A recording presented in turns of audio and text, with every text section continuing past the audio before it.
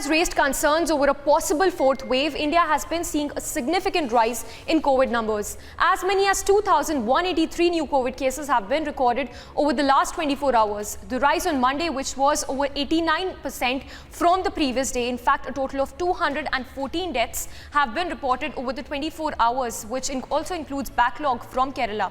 In fact, talking about Delhi, which has been seeing a significant rise in COVID numbers, the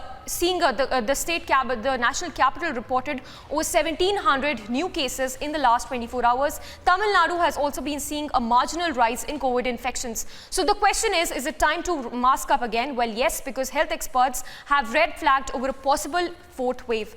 While masks are still not mandatory in Delhi, Maharashtra, Telangana that have witnessed unprecedented surge in the past, Uttar Pradesh, Haryana and Chandigarh have made masks mandatory in districts seeing a surge, whereas experts say that there is not much to worry.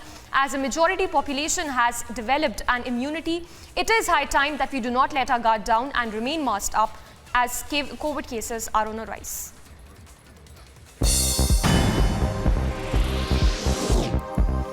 Israeli military briefed that Israeli fighter jets carried out a series of airstrikes in the southern Gaza Strip targeting a weapons manufacturing site of Hamas. There were no reports of injuries, and the airstrikes came in as a retaliation for the Palestinian militants firing a rocket into the southern Israel side.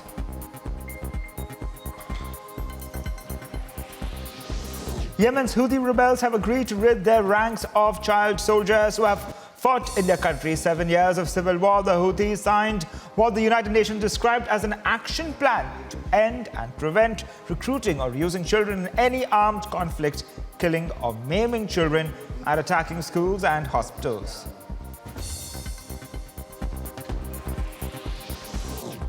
South African President Cyril Ramaphosa declared a national state of disaster after the worst floods in recorded history in KwaZulu-Natal state. The president announced a three-pronged approach in how government intends to deal with the disaster, focusing on immediate relief, recovery and rebuilding.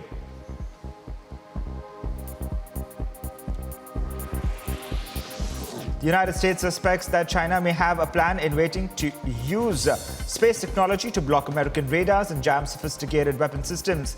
The Defense Intelligence Agency of the United States report says that China has reached a stage of self-reliance in space technology and acquired capabilities to prevail in a major conflict with the United States, and is aggressively launching, acquiring and obtaining terror espionage counter-space capabilities. Sri Lanka's president admitted that he made mistakes that led to the country's worst economic crisis in decades and pledged to correct them. President Gotabaya made the admission while speaking to 70 new cabinet ministers he appointed as he seeks to resolve a political crisis resulting from the country's dire economic state.